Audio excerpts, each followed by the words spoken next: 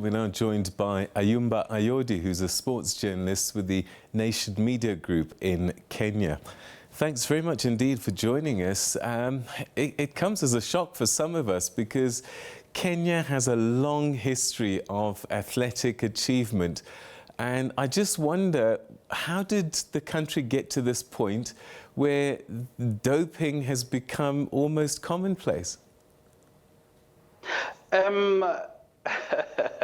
It's a very tricky situation. The first case of doping in Kenya was registered in 1988.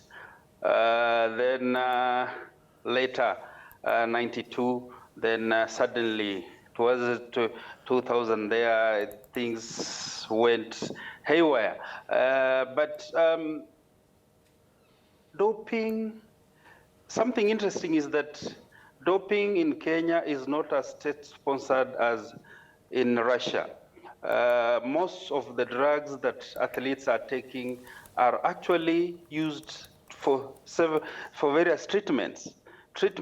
So, but here you'll find athletes just using them, trying to use shortcuts, using some of the drugs, trying to lie, coming up, faking up some medical prescriptions after having been caught, but it's not working for them. Things have changed. They're being caught. The fact that many cases are coming up, it means that the systems put in place since 2016, where anti-doping agency was formed by an act of parliament, where a testing lab was put in the country also. It means systems are working, and more so, there are many doping cases in Kenya because Kenya has a large pool of athletes.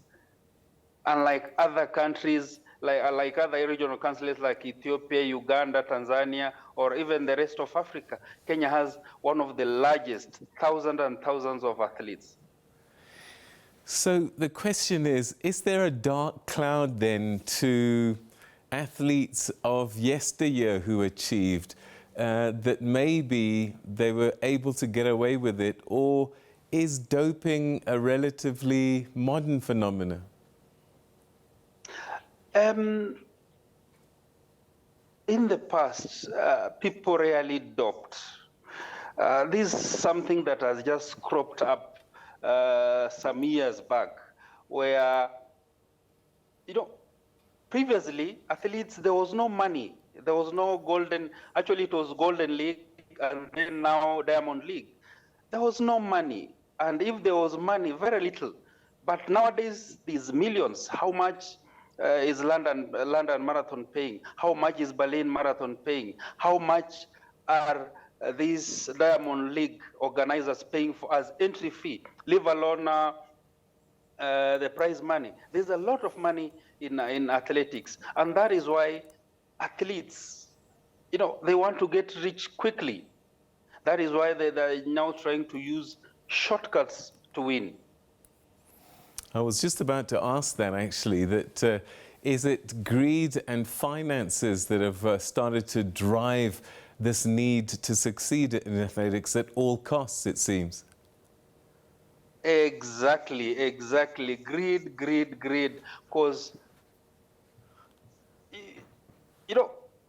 if you look at established athletes like Eliud Kipchoge, he's flourishing. He's doing well. He's getting deals here and there. Look at David Rudisha. Unfortunately, he got a back injury. That is why, it's almost like his running days are over. They used to get good money. So, upcoming athletes and some athletes, and if you are to look at it, most of the doping cases are coming from road running. And that is what the visiting World Athletics President talked about. Because if Kenya is to work out to resolve the doping issue, and especially in road running, then Kenya is likely to get away from category A. So that is why these athletes, and most of them, they never even, if you are to look at their record, it's not as swift as Eliud Kipchoge's, Vivian Cheruyot's, Helen Obiri's graph that is smooth. They only started. An example is like Chepkoech,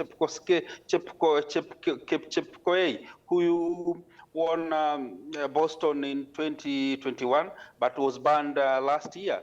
If you are to look at her performance, you can't start athletics 4 years ago and you start winning major marathons. It means there's something wrong.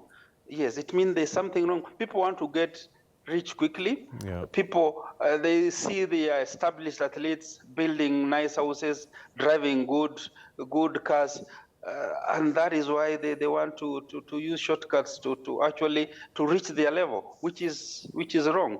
And unfortunately, these drugs affect their health, because just recently, two athletes actually passed on, and from some investigations, it's because of some of these drugs they've been taking, which is very unfortunate.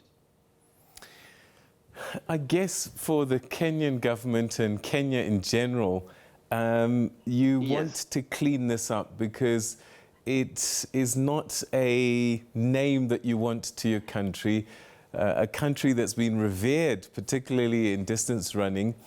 The question, though, is, does the government, despite throwing all this money at the problem, have the capacity to deal with doping? The government has the capacity. You see, there was no much resources. Anti-doping agency of Kenya was really handicapped because of funding, because testing is expensive. Just one person takes like $1 million. Just testing one person is like 50. It's very expensive. So the government, there's capacity now. With more money coming in, the government has now involved multi-agency.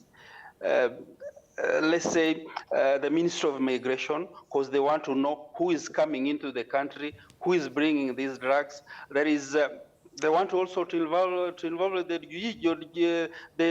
judiciary and even Parliament to actually come up with strict laws.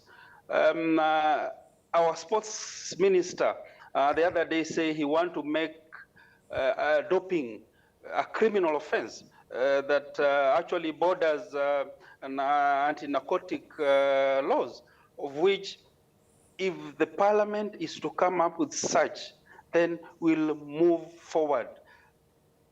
Just by more athletes testing positive, it means the systems are working, but they need to be enhanced by going all out, and we had a summit in December after Kenya escaped the ban on November 30 during the World Athletics Council meeting in Rome, Italy.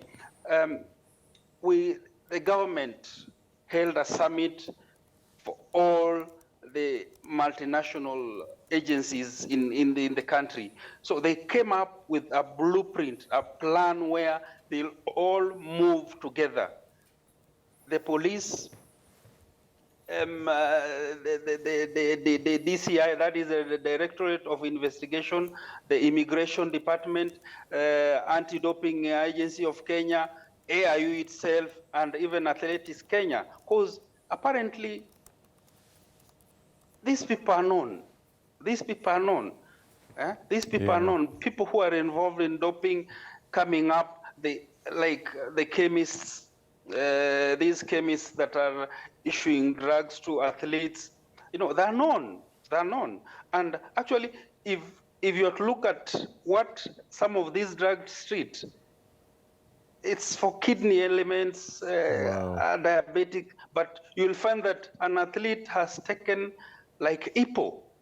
And when you go through the record to see what if that athlete is actually ailing from what he's saying, you'll find it's false. So that is why the government, it's a very complicated war that has to be won, but the government has to involve so many agencies for them to nab these culprits. Because we are told coaches and even some of these big managements might be involved in some of these doping cases, but the government said it's only time and they'll all be caught.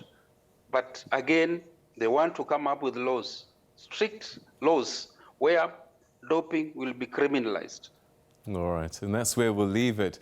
Yes. Thanks so much indeed for your time and your insights. Asante sana, Bwana Ayodi, kwaheri.